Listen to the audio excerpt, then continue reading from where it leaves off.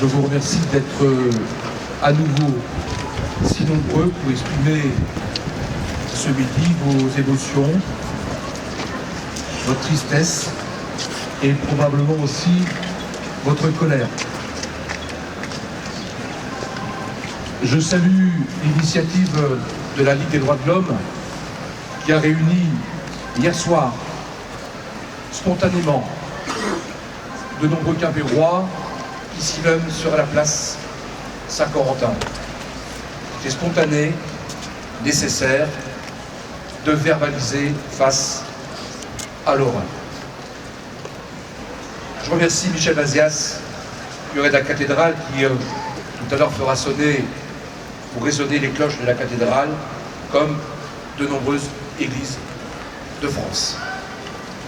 Aujourd'hui, j'ai souhaité, avec un peu de recul face aux événements, que tous les élus quimpérois, les agents de la ville de Quimper et de Quimper Communauté expriment aussi leur peine.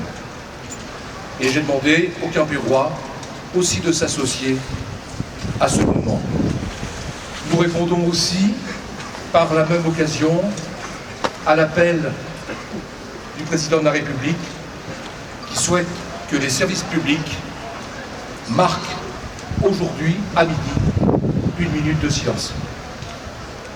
Les Quimpérois, et je le savais, démontrent une fois encore leur capacité à se rassembler et à dépasser tous les clivages quand l'essentiel est en jeu.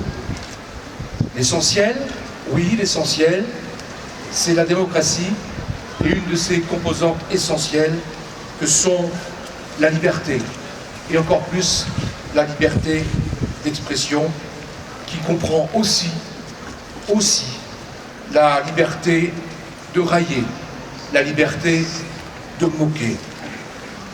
Dans notre monde complexe et ravagé par les haines, l'art du second degré, l'ironie, l'humour, pourquoi pas avec un S, sont malmenés et bafoués dans de trop nombreux endroits. Et les dessinateurs de la presse, notamment les journalistes, mais notamment les dessinateurs qui ont payé un lourd tribut, le démontrent. Parce que ce sont aussi des combattants, ces dessinateurs, des combattants de la liberté, notre liberté. Quand la presse peut dire des choses, écrire, montrer, c'est une façon pour nous de savoir qu'on est dans un pays libre. Le jour où la presse ne peut plus montrer, ne peut plus décrire, ne peut plus être libre, c'est nous-mêmes qui sommes pris en otage.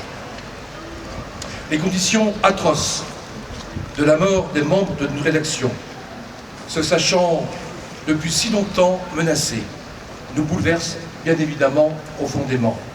Tout comme, bien sûr, l'assassinat des policiers protecteurs de la liberté, qui ont aussi payé une fois encore un lourd tribut. Et nous avons aussi appris que ce matin, côté de Montrouge, 2 policiers ont été pris pour cible, notamment par probablement les mêmes groupuscules. Pour être dignes d'eux, nous devons rester calmes et vigilants, et surtout refuser tout amalgame, notamment le pire de tous, celui que certains tenteraient d'établir entre l'islam et le terrorisme. Cette cause, bien évidemment, dépasse de très loin nos clivages politiques locaux. Pour conclure, je dirais tout simplement aujourd'hui à Quimper, nous sommes, et je l'espère, tous des Charlie. Merci de votre attention.